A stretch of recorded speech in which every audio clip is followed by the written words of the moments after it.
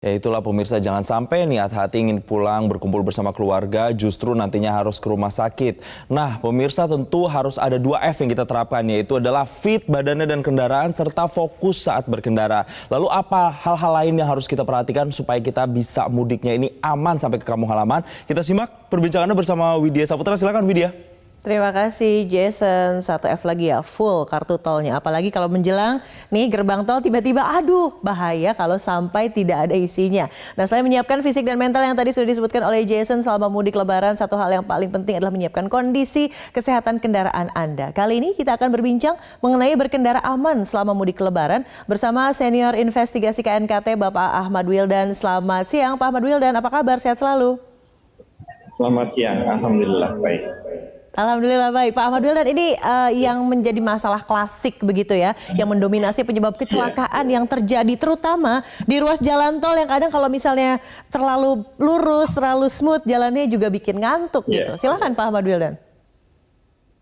Baik, memang di jalan tol ini cukup berbahaya. Kalau dari desain geometriknya sebenarnya cukup aman, jadi nggak ada masalah karena jalan tol semuanya sudah melalui proses audit.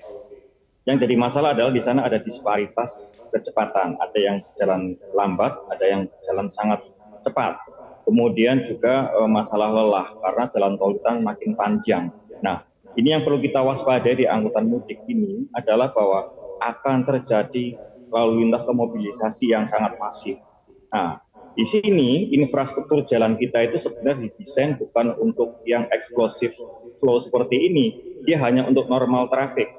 Jadi kita akan melihat nanti akan terjadi banyak katakanlah overload seperti di rest area, di gate tol, di pertemuan dengan jalan non tol dan sebagainya, bahkan di ruas-ruas jalan tol. Jadi apapun skema manajemen rekayasa lalu lintasnya sangat terbuka peluang terjadinya stuck di sana. Nah, ini harus menjadi perhatian dan waspada bagi para pemudik ini. Tuh, jadi apapun katanya skemanya justru yang harus diantisipasi adalah kemungkinan terburuk.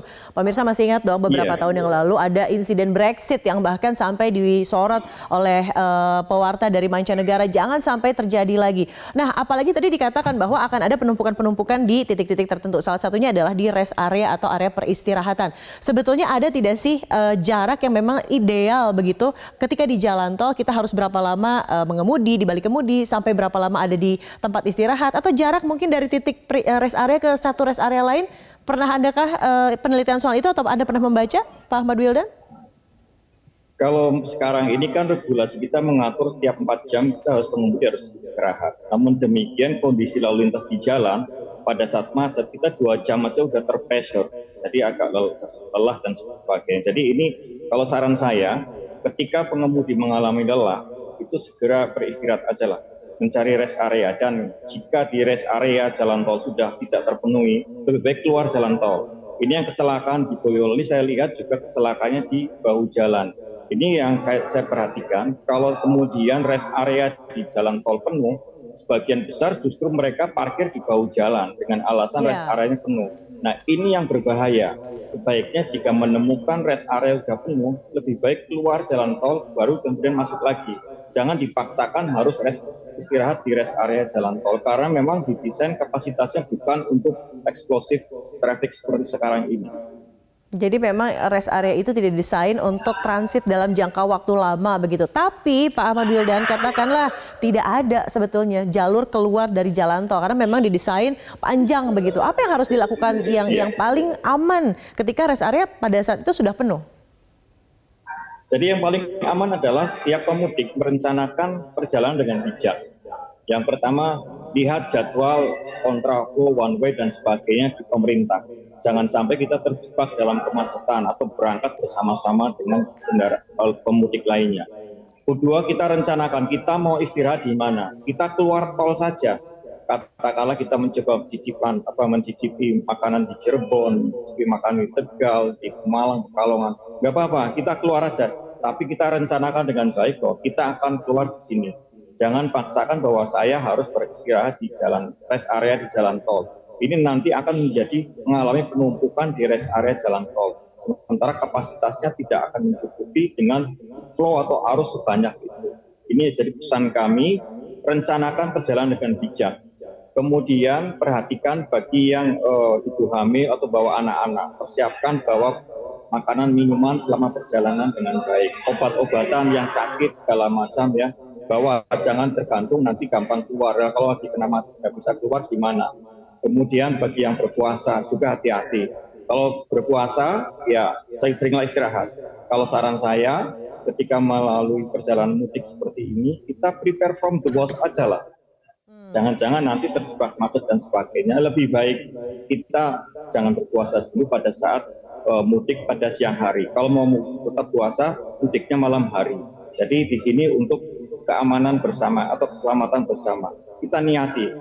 Nah, itu bahwa kita hari ini melakukan perjalanan safar, kemudian tidak berpuasa dan akan kita ganti di waktu yang lain, itu nggak apa-apa. Tapi kalau memang tetap ingin berpuasa, ya nggak apa-apa juga.